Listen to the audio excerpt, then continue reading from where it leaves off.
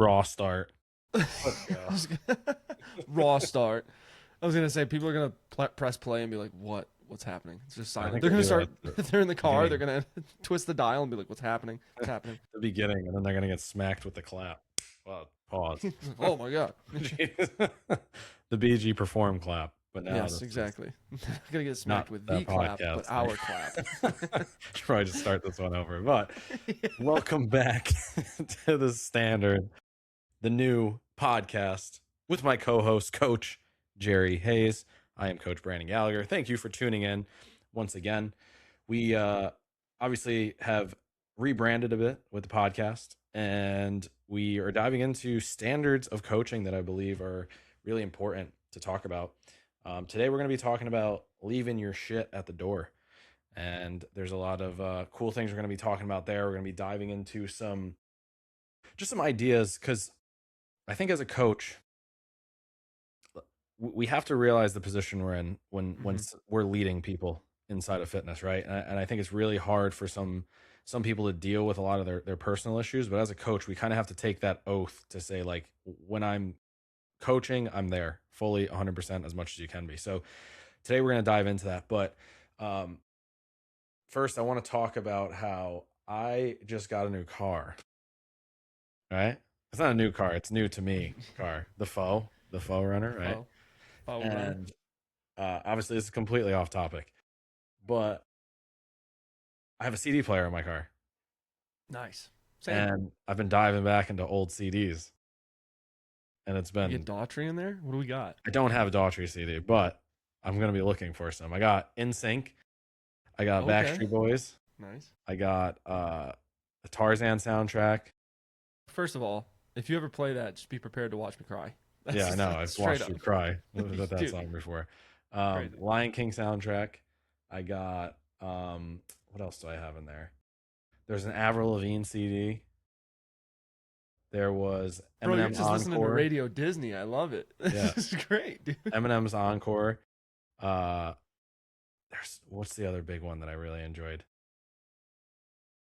Can't remember, but Danielle got me a Human Condition CD for Valentine's Day. Nice, dude. And then I ordered, randomly, because me and her were having a conversation probably a couple months back, and we were talking about how everybody obviously was on like the record train for a while, and I think CDs were like the next thing to pop, because CDs were like the shit. I think CDs were better than record players.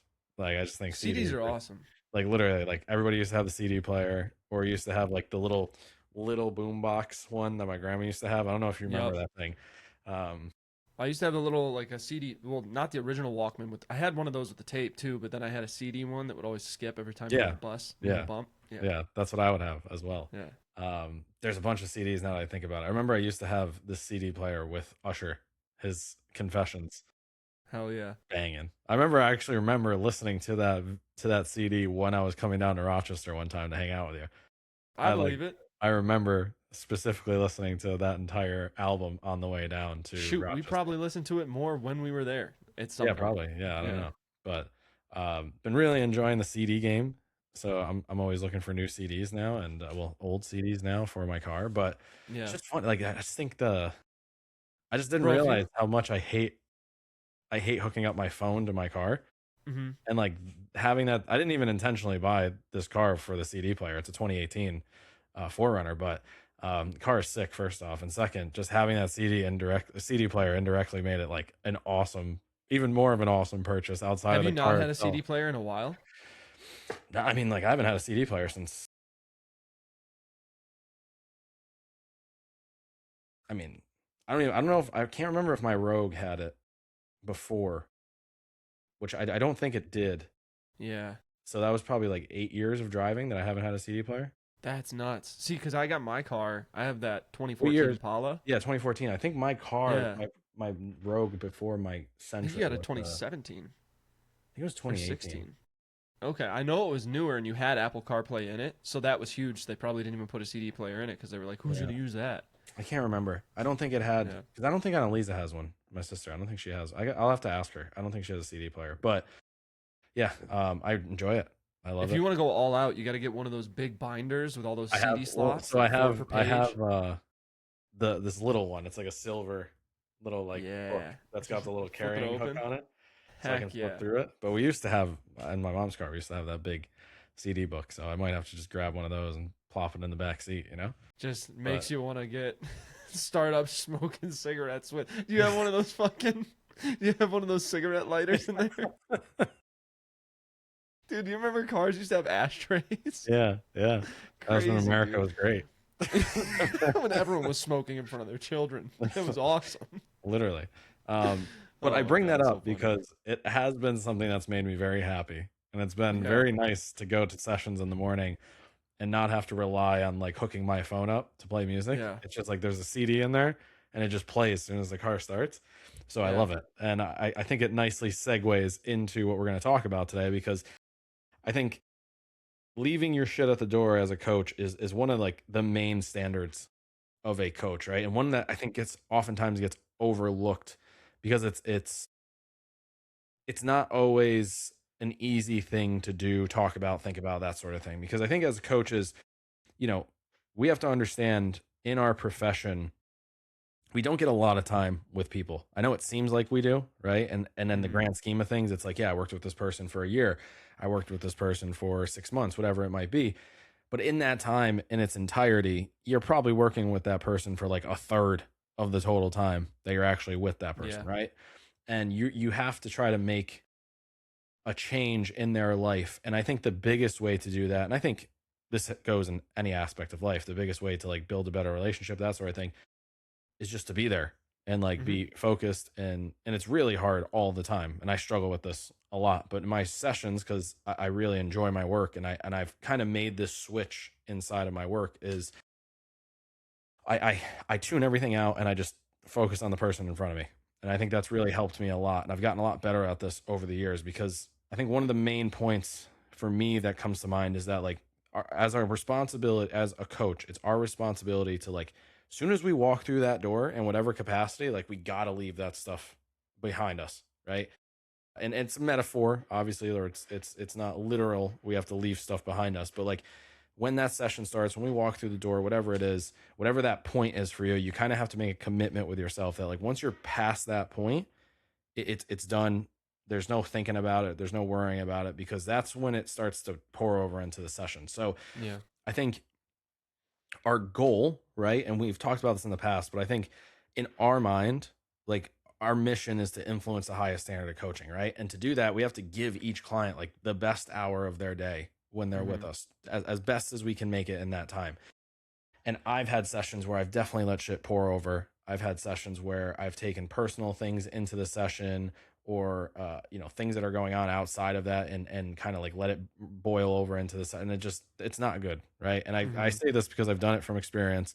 I've done it multiple times in my career as a coach, and I'm grateful that I've been able to like see this, hear it, and be able to make those changes so I can have that mindset now of like not doing that, right? Mhm. Um, but what are your thoughts on that? I think that obviously we're going to dive a little further into what we mean by leaving your shit at the door, but I think when you walk into the gym for a session or a class or whatever it might be, it's important to obviously leave the shit at the door, like no bad days. We've talked about that in the past. Um, but the other thing is, I think that you need to go into a different mentality. Not entirely, but there's a sense of professionalism you should hold yourself to when you walk through the door. So, like, one of my biggest pet peeves is like coaches in the middle of a session, like talking to each other about whatever, right? Like, they're constantly shooting the shit back and forth, and their client is just warming up and they're like, all right, do this next. And then they turn and keep talking to the coach. And I hate that because it's like, why? They can literally just follow someone online and just be like, all right, well, they're doing this, let me do that. Because you're giving them nothing different. Yeah, you're there and you're present for the session, but you're not really present. So I think that along with no bad days, just understanding that you have to be in this new mindset when you walk through the door. Like, yeah, you might have coworkers there that you're friends with, you want to catch up with, tell them stories, but do that on your own time. And that's a big thing is we're going to talk about doing things on your own time today, and it starts as soon as you walk through the door. For me, as soon as I get out of the car, before I'm even in the gym, I start to shift into this mindset like you're here to work, let's set up, let's get ready. Session starts, you're already there. You don't have to like turn it on when the session starts. Just be there before the session starts. Yeah. And I think like one of the things Jerry and I were kind of talking about before we started this episode was just that commitment. Like if you're going to commit to being there for the session, then you have to be there. Right? Like it's just as simple as that. If you know something's going on and then you're committing to being there for that individual, then like you cannot let it spill over, right? It doesn't really matter what it is because you committed to being there and it's not their responsibility, right, to handle that. Now, obviously, we have people that turn into friends and people that we trust and we talk to. I do think personally, you kind of have to separate that in the training space, because I think like one of the things that we're going to talk about is you have to be careful about taking that time away from them, right? Like I have clients now that I talk to them and I'm an outlet for them a lot of the times. Like they don't get to just speak their mind. I'm unbiased, right? Obviously, like I have no clue what's going on in their life on the other side, but there are a lot of times they just kind of they just spill the beans on everything that's going on in their life. And sometimes I'm like, you sure you want to tell people? Like, I know you trust me, but like, it's like sure about that? Those memes of like kids overshare. Like, yeah, I think I sent it to you. The dude pops out of the water. He goes, my mom threw my dad across the room. He's like the Hulk. And then they just go, watch me do this. And then they do a backflip underwater. yeah, that's like that. Which Yeah. I'm never judging anybody. I'm just like, I mean, like, obviously they trust At me least enough not to tell their me. face. In my head, I might be judging a little bit. But I just think it's one of those things where we have to be careful and know that like we're there to give them that hour, right? To unwind, decompress, whatever it might be. And if we have problems, we have to find ways to deal with it, because I think on the other end of that is like if you know going into a session like, hey, I can't be there mentally today, right? Mm-hmm. Then you gotta like step away, right? And I'm trying to get better at this. Luckily, I don't ever get to that point, and I think it's because of kind of the things that I'm going to talk about here in a little bit. But like I find it very hard to walk away from a session, because like I'm grateful to be able to do this every single day, and I'm grateful to be able to like have people that trust me and want to work with me and trust my opinion enough that they're like, hey, what Brandon says I'll do. I'm going to meet this person. I'm going to meet with this guy every single week at these times. I'm going to, obviously pay him to be there. Like to me, that's like a special thing. Like I like, cause I don't really ever feel like there's some days I feel like I'm working, obviously, but like there's a lot of days I don't feel like I'm working, and I'm like, happy about that, because that's what everybody's dream is. Right. But I think that's the biggest thing for me is like, if you're committing to being there as a coach and committing to doing this session with the client, then like there is no if, ands, or buts about it. Like that's what you have to do, right? It doesn't matter if whatever else is going on outside of it, you have to put that to the side in that hour and be there. Because we're obviously human, right? We're all gonna have problems. Like it doesn't matter. Even the best of us, we're gonna have problems, right? Or we're gonna be fatigued, or we're gonna be tired. But like, again, if it's that big of a deal, and it's not to say that, I'm not having that conversation here. I'm like, what's a big deal and what's not. But if it's that much that it's affecting your attention or your focus on that individual in front of you, then like you got to take a step back and say, hey, it's not it for today. Let's reschedule or whatever. Right. I don't like doing that personally, because like I said, that's to me, and maybe I'm thinking about this wrong, but that seems a little bit selfish to me, right? Because like someone's paying you, that's your job, and they want you to be there. So I personally take it upon myself to find ways to like reshape that thought process or that mindset, so I can show up every single time and be there for that individual and listen to them and give them what they need inside that session. Yeah. I think with showing up and getting it done, and every session, we talked about this, every session is about the client, and this is essentially their spa day, and you need to make it like a luxury experience. And I think this is where coaches mess up, is sometimes, because all coaches, we love training. There's a reason that we got into it. We love the physical aspect. We love the science aspect, just getting better. And I think that most coaches forget the average person, even athletes, don't like training. They just do it because they know they have to. Yeah. That's where I do think a lot of people like end up liking training, but like there is a large portion of like who we deal with that do not like training. Otherwise, like they probably wouldn't need us, right? Yeah. So well, that's the thing. Like I straight up have clients are like, bro, I hate sprints, but I've gotten so fast. Like one of my clients yesterday, he was like, dude, I've been running first to home like I think I did it 3 times in the past 2 games. He was like, first to home. I'm so fast. But F those sprints, man. I don't want to do them. I'm like, I know, but you're getting faster and it's working. So like, that's one thing where coaches have to remember. Like sometimes it's hard for them to show up and just do the work because they may love their sport, like specifically athletes. They may love their sport, but the training outside of the sport specific stuff. So like baseball, it's outside of like hitting, throwing, whatever. They might not love the sprints that you're doing. They may not love the heavy lifting, but they do it because it makes them better and they love the process of getting better. So when you're working with people, if you're not giving them their spa day and you give them that luxury experience, that training experience that they're paying for, they might as well go to someone else, and they will eventually if you don't keep them like engaged and happy in that sense. So I think that again, if you like Brandon said, reschedule if you have to. I don't think I ever have, aside from I think like when my grandpa went into the hospital, I called in. I was like, hey, I cannot come in today. I was a mess. And they were like, understood, go do your thing. And it's like, cool. But that was on a Thursday. So I took Thursday, Friday. I was back the next day. And I was back on that next week on Monday, and I was working hard. And that's where I just took those couple days just to reset, make sure that I can be my best self in the session. Because if you can't, then again, they're not really getting what they pay for, and that's never a fun experience. Yeah. You pay 100%. for fast Wi-Fi and you get the slug, right? Yeah. 100%. So, Yeah. And I yeah. think it's important. I think like, you got to know, because like, you got to know what you're signing up for in this business, right? And like, you got to know if you want this to be a career, that is a part of this. And it's an emotional part of this. It's can be exhausting at times when you have to like turn off your emotions and kind of take on everybody else's. But like, it's also an opportunity to get really good at that. And that's a really important skill for the rest of Mm-hmm. your life as a coach, right? Because like I said, we're all going to have problems, and being able to, again, turn them off and not forget about them completely and then don't deal with them, but like just be able to still function while dealing with those things. Eventually you get better at it. And what I found is like when I've learned to better deal with these things, they become less of a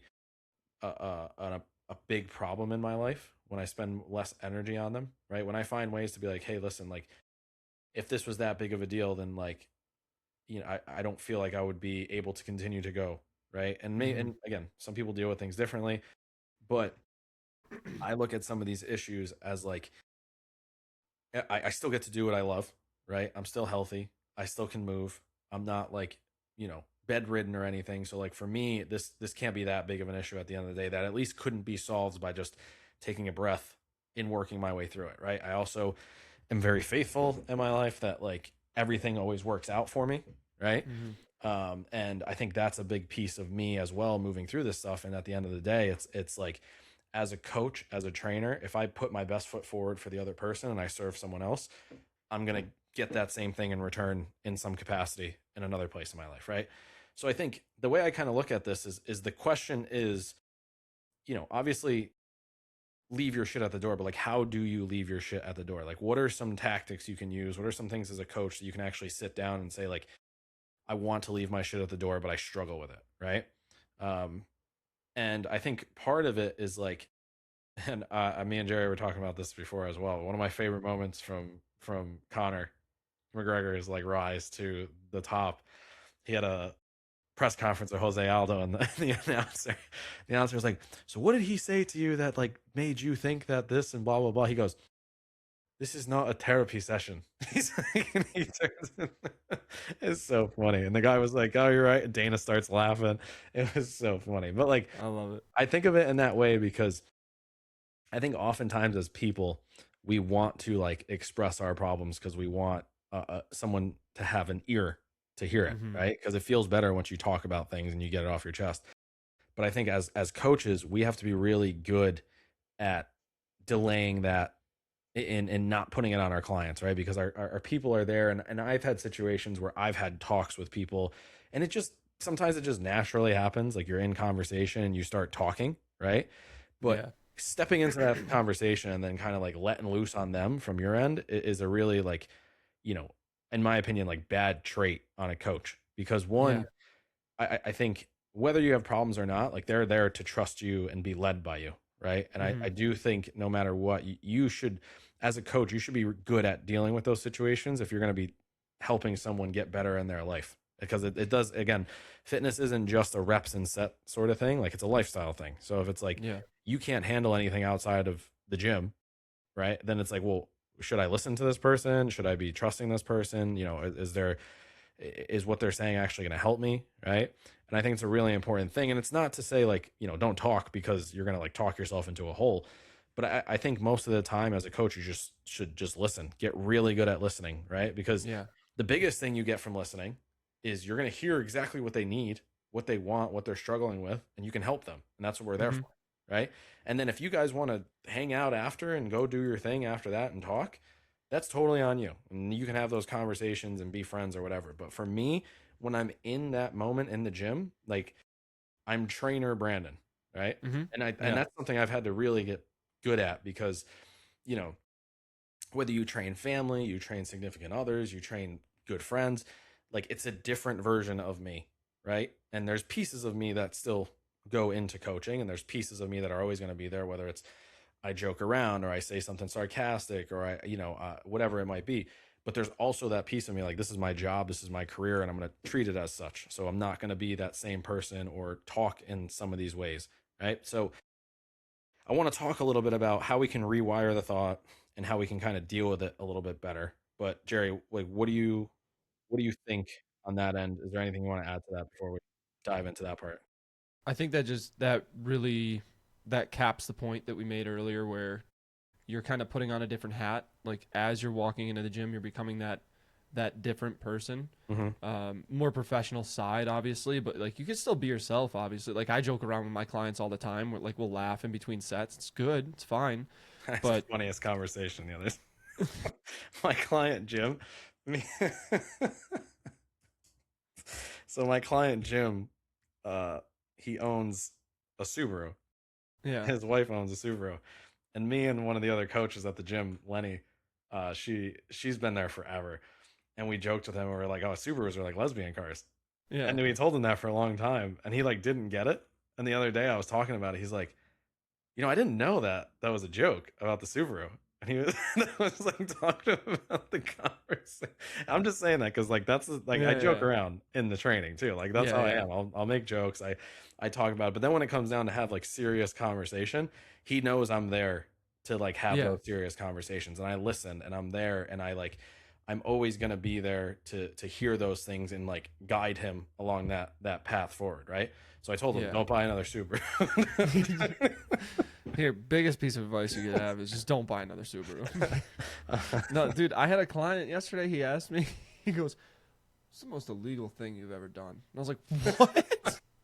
Like, I don't know. I was like, drinking at 18 in college? I have no idea. Like, Really? That's the most illegal thing? allegedly. Dude, I mean, downloading music off LimeWire at the age I of think, what is the most illegal 12 or thing I've ever done? 13. Like, I really don't know what the most illegal thing I've ever done was. Yeah, But I I don't looked at know. him dead in the eye before, like, I was like, dude, I don't know. That's a good question. And I looked down and without hesitating, I looked up. I was like, does murdering small children count? And he goes, and I was like, I'm kidding, dude. I'm joking. But it was like, you asked me this question. Expect like a smart ass remark back. But and I think that's where, like, diving into this, it's easy to talk to your clients because you build those relationships. But like you said, when it's time to be serious, you got to be serious because you have to remember that they're your client first. Even if you can consider them like, oh, they're a buddy of mine now, like, but I still train them. They're your client first when you're in your session. Yeah, 100%. Yeah. And so what I want to talk about with like how to deal with it, right, is just a couple simple things. Just a couple simple things, tactics. And obviously, I don't have all the answers here, but I want to dive into how I usually like things I go to deal with it, and then how I kind of rewire that thought. So first, just sleep. I don't know. Maybe you're tired, right? Maybe you're just Close your eyes every exhausted. once in a while. Yeah. If you're a coach and you're running on caffeine, like 90% of them, maybe you just haven't slept enough. So take a sleep, take a nap, whatever. I've been reading this book called Psycho-Cybernetics, and he talks about how, Edison, when before he was like working on the light bulb and he was trying to create that whole thing, he would take naps. and he would write down his problem on a notepad before he went to bed, and then he would wake up and like jot ideas down and go back to sleep. And sometimes he would just wake up and go down to his lab or whatever his area and just start working on the problem. And then like that's when your mind kind of works best, is when you're in those situations where you're sleeping and it can just kind of like be free. Because sometimes we corner ourselves in our head and we add weight and stress, and we try to like solve problems immediately instead of like letting us simmer on it, right? So sleep, right? Like maybe you just need a little bit of sleep. Maybe you just need to relax. I have read and write down. Like I've really enjoyed reading lately. Um, just kind of like when I have free time, instead of scrolling on my phone, I've been diving into some books that I've really wanted to read. I've been writing a little bit more. I've been trying to like jot down ideas. If I am looking at something, I like to take notes and highlight now. I try to like take my time when I go through things because it helps me remember a little bit better, but also like just slow down and have to actually like take in information, right? Um, find ways to relax. I don't know what that is for you. Like, you know, I have my other hobby that I have that helps me just kind of like escape the training, and it does a really good job at it for me. I know that hobbies are like hard to find and hard to enjoy. But there's got to be stuff out there that you can find, whatever it might be. I always try to challenge people as well. Like I'm very lucky with like the hobby that I have outside of this, but like try to find something that's not physical too. I think a lot of people try to find hobbies and they're like physical on top of Yeah. working out and going through that entire, process, and you never actually get an opportunity to relax. So I think as much as you can find something that's not moving your body all the time is a great way to have a hobby that helps. Um, have the hard conversation, right? If there's something that is bothering you, something that's like in the way, like stop putting it off and actually have that conversation so it stops getting in the way. Because I think a lot of the stuff we deal with is usually us putting off situations as coaches as well, whether it be, because I think sometimes, and tell me if I'm wrong, as a coach, sometimes we have issues with clients or we have issues with like business partners or gyms because it's like I don't like what is going on here, but I'm not, you know, I don't have enough courage to like go speak up for myself because I'm afraid what's going to happen on the other end, right?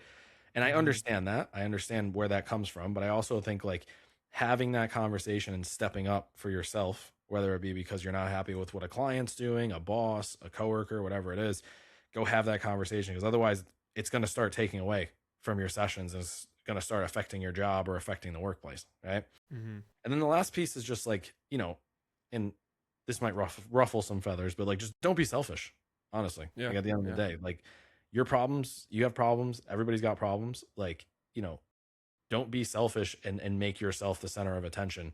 When you have that opportunity, and this is why it's important to have those people you can turn to in life, like discuss the problems, right? But don't be selfish. Don't be like woe is me, my problems are bigger than everybody else's problems, because like at the end of the day, you know, you don't know what the other person's going through, and that's, something that I try to think about every single day when I have problems is like, okay, like I understand what my problems are, but like I don't think they're that bad because X, Y, and Z, right? Yeah.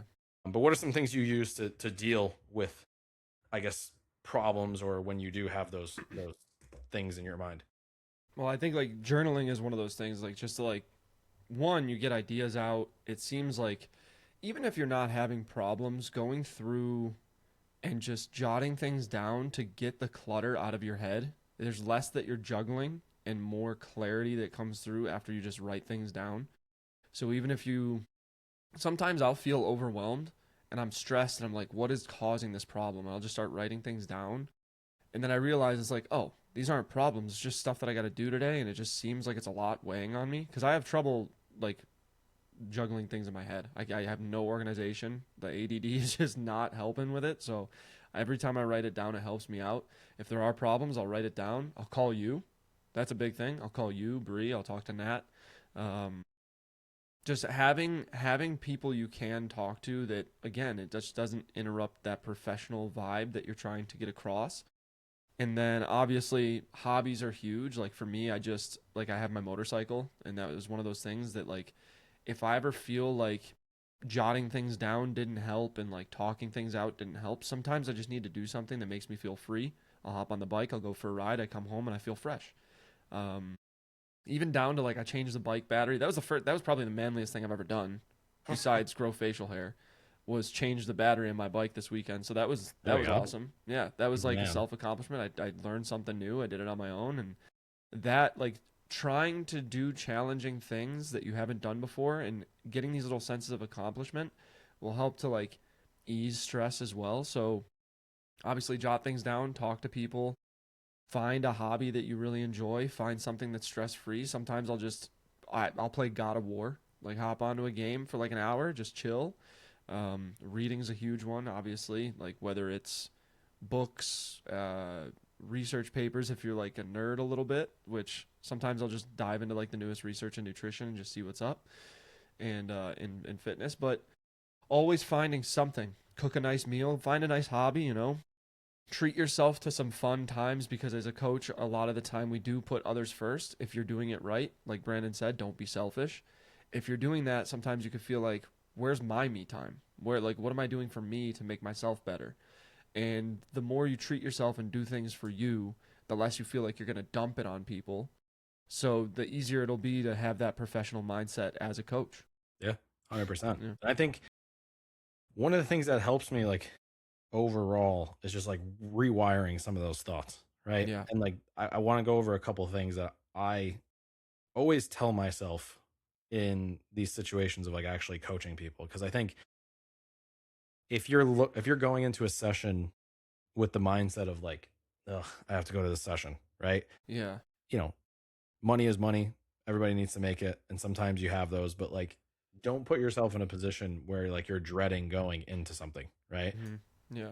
But actually, before you continue that, to bounce off really quick what you said, another thing before we move forward is, like you said, like mindset.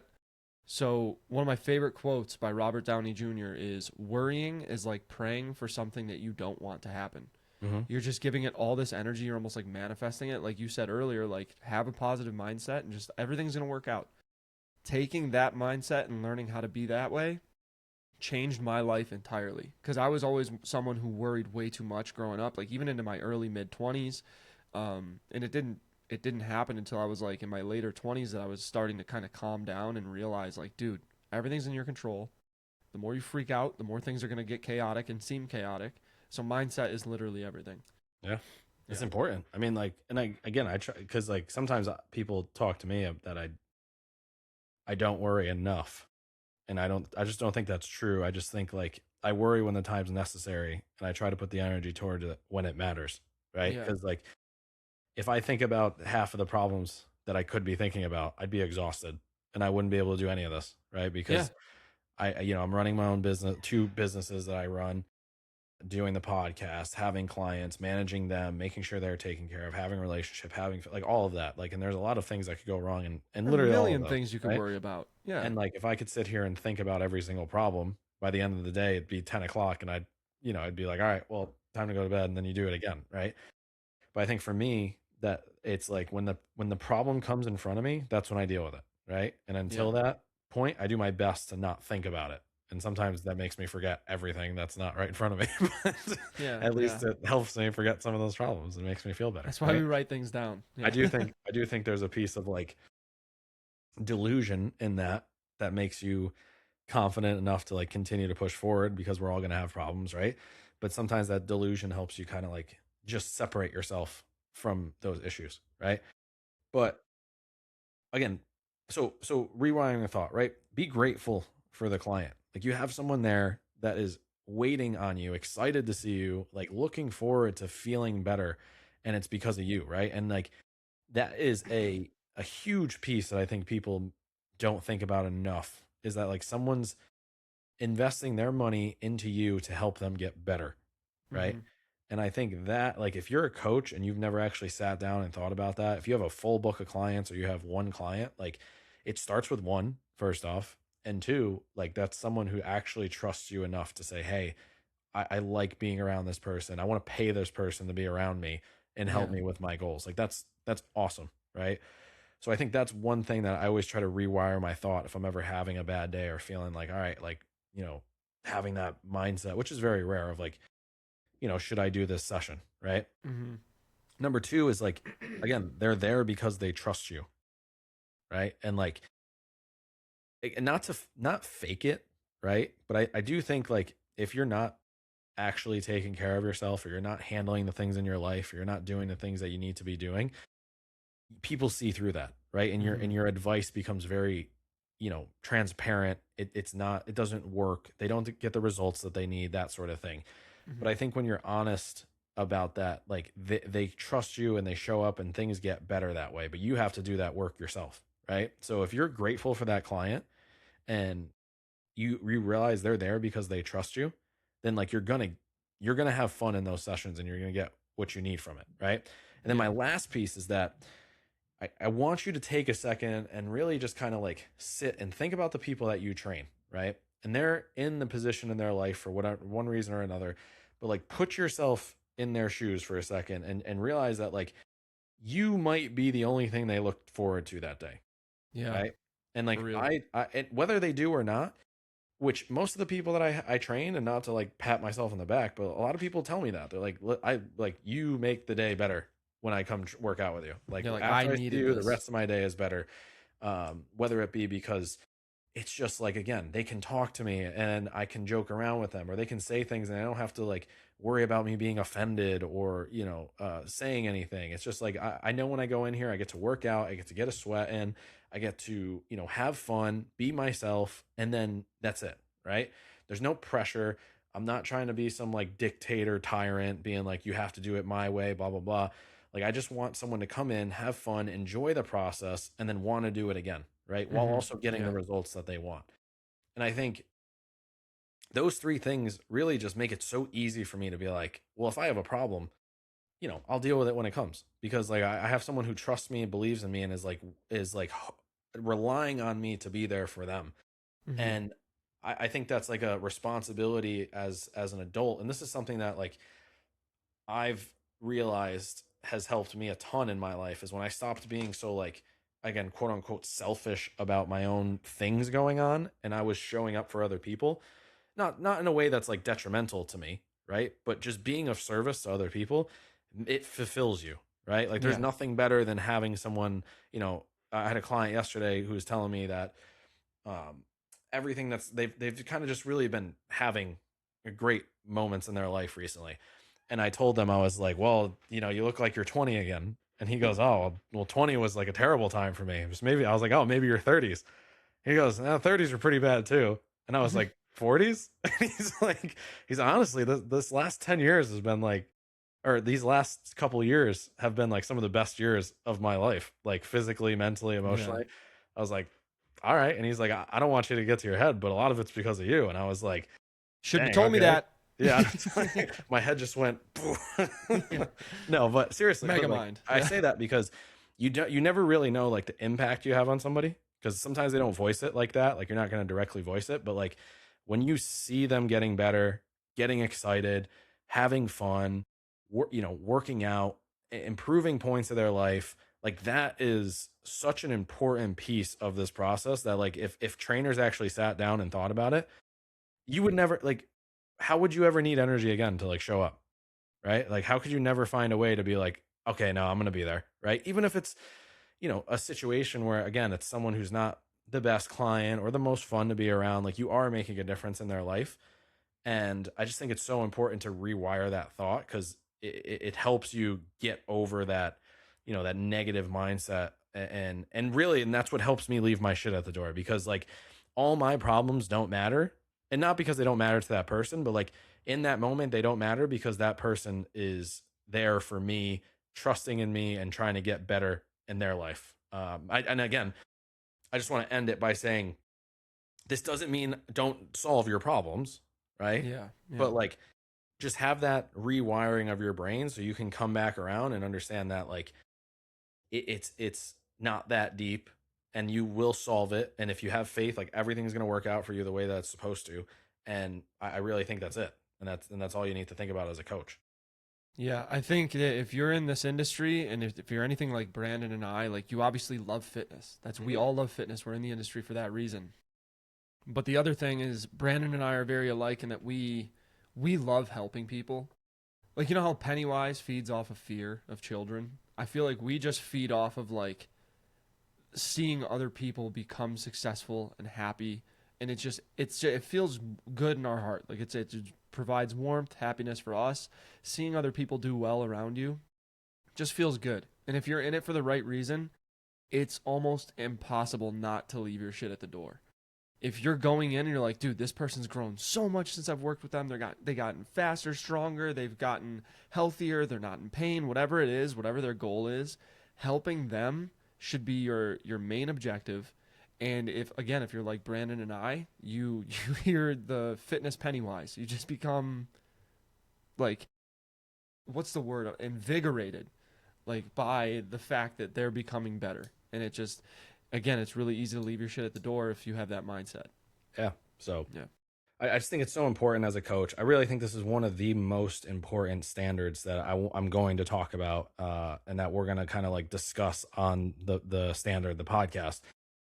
Because like this just sets the table for everything else. Like if you, it doesn't matter again. And this is one of those things where if you could write the best program in the world, right? But if you're not there mentally and you're not engaging and you're not paying attention, like you're going to miss things. You're not going to progress things well. You're not going to be able to tweak things, and it's just not going to work out. So I just think if you're a coach and you're serious about like this industry and you're serious about having a career in this industry, whether it be group training, online, all that stuff, like you got to get better at that process of like when I walk through that door, it's just.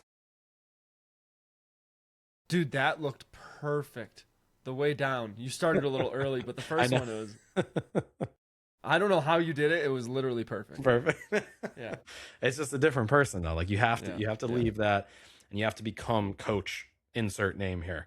But I think that's it for me, honestly, because I think that's like we dove into this a lot. I don't know if there's anything else you want to add on top of that. Just continue to help people. That's the biggest thing. And if you have any other questions or ways, if you want to talk about ways, you know, if you're struggling as a coach and you're like, I don't know which way to go, like we'll sit down and talk with you again. Like my DMs are always open. Jerry's DMs are always open. We could always sit down and just have a talk about how to better improve that stuff so you can move forward in your career.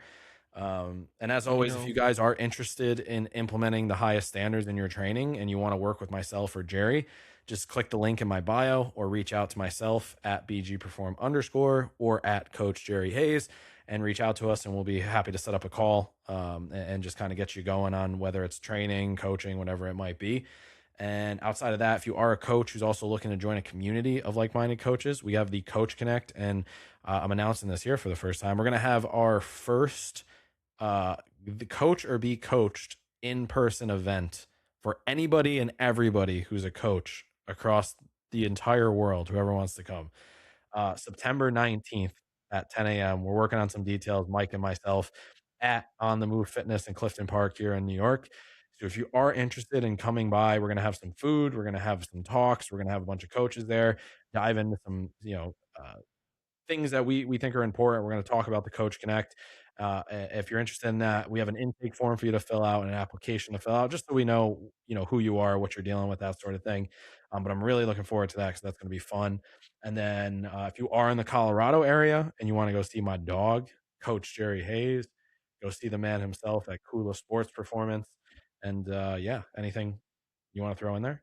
Just comment down below. What's the most illegal thing you've ever done? I'm the cops. Be careful. Don't tag me. Yeah. Don't tag me. If I was with you, I wasn't with you. Tag Mike Casasi. Just kidding. I love you, Mikey.